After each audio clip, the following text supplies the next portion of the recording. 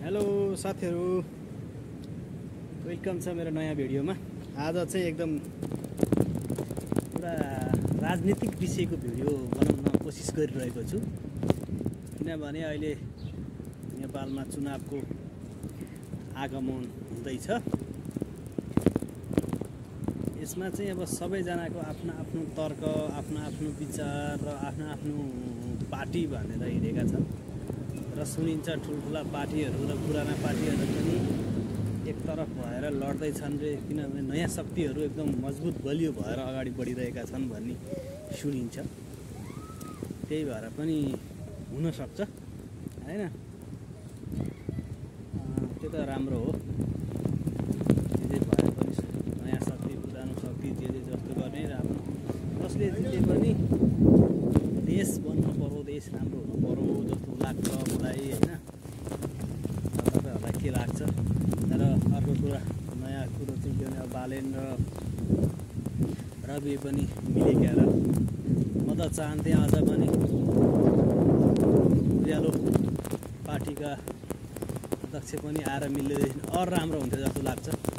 तपाईहरुलाई कस्तो लाग्छ कमेन्ट गर्नु। हुन त राजनीति जस्तो जस्तो भए पनि लास्टमा जितेर माथि पुगेपछि भण्डाफोर हुन्छ, यो र त्यो भनेर भोलि लफडा भएर फेरि छुट्न पनि सक्छ।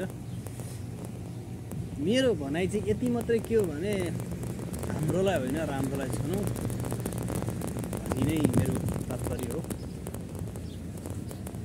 दाजु के छ?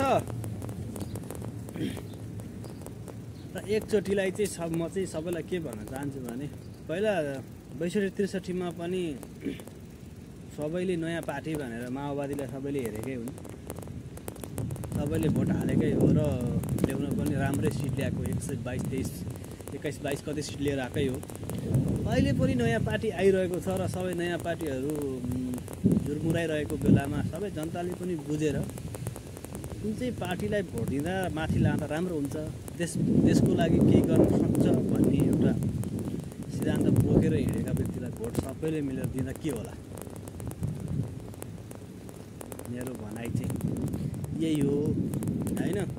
अरू त सबै यस्तै हो। हाम्रो कमेडी भिडियो बनाउने मान्छेले आज राजनीतिवाला भ्लग लिएर आयो भनेर फेरि हात्तिनु होला है। फेरि म त्यस्तो चाहिँ होइन नि, फेरि म कुनै पनि पार्टीलाई व्यक्तिगत रूपमा सपोर्ट गर्ने मान्छे पैसालाई नि होइन।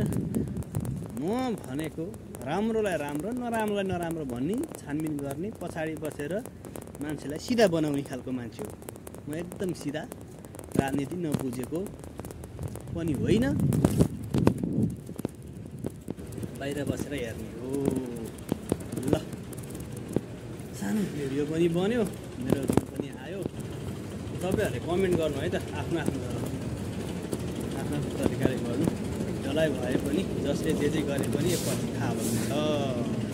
ओके भाइ।